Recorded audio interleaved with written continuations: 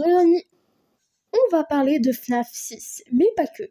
Aussi des théories sur la chaîne chronologique de tous les FNAF. Commençons.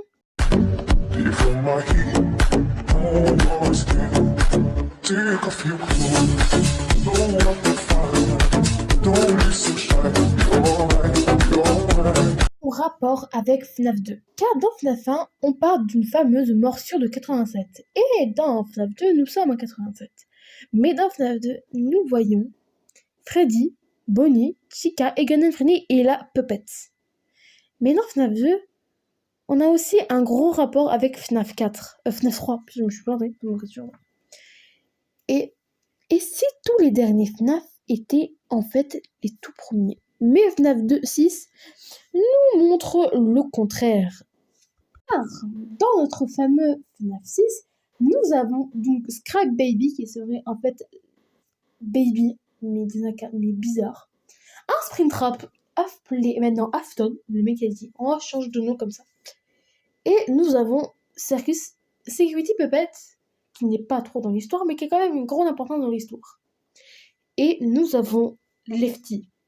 Lefty a été considéré par beaucoup de théories de FNAF comme étant la marionnette qui se cache à l'intérieur. Et dans le fameux jeu de Security Puppet, nous voyons la fille, une petite fille, derrière, avec un bracelet vert. Et nous avons en écriture, ça marqué « Garde l'enfant avec ta couleur dedans. Et ta couleur sur la Disney sera le vert. Et le vert est dehors. » Donc elle décide de sortir et tombe nez à nez avec le corps de Charlie Emily, qui est un vrai... c'est un pseudonyme Charlie, sinon son vrai nom c'est Charlotte Emily, la fille d'Henry, qui est en fait un grand fondateur et un vieil ami de William Afton. Lors de FNAF 6, nous entendons une petite communication. Si vous avez vu ma dernière vidéo sur la théorie FNAF, qui serait Springtrap, je vous laisse aller la voir. Eh bien, dans FNAF 6, nous avons une grande importance sur la fin, sur plusieurs fins, dont une, où l'une, ce serait Scrap Baby, qui nous parle en disant qu'elle veut rendre fier son père. C'est-à-dire que son père ne serait pas Afton. Si, c'est un peu son père. Mais nous avons un personnage qui ressemble fortement à Springtrap, qui en fait s'appelle Afton. Donc si elle veut rendre fier son père, elle devrait plutôt dire ça à son fameux père, qui serait donc en fait le Springtrap ou l'Afton. Mais il y a plusieurs Afton dans la famille Afton. Un peu dans c'est une famille. Bref. Et donc du coup, il dit d'aider de t'avoir corrompu Elisabeth, mais seulement si tu te rappelles de ce nom. Henry, donc le Cassetman serait en fait Henry. Eh bien. Bref, revenons sur la chronologique des FNAF. Pour moi, FNAF 2 est en première place. Car bizarrement, ça se passe en 87, et en FNAF 1, on parle de la fameuse morsure de 87. Faites pas m'engueule quand même, il y a quand même un gros rapport. Et c'est pas que... Il y a la Puppet, et bizarrement, Puppet, elle devrait pas être là.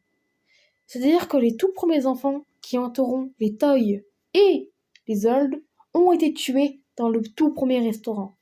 Donc, dans le restaurant numéro 1, Fazbear Fright, ou Family Diner si vous préférez, là où la Puppet a découvert le corps de Charlie Emily. On va appeler Charlotte parce que c'est un peu plus correct. Donc, après ce fameux meurtre, donc la pizzeria a dû fermer, je suppose.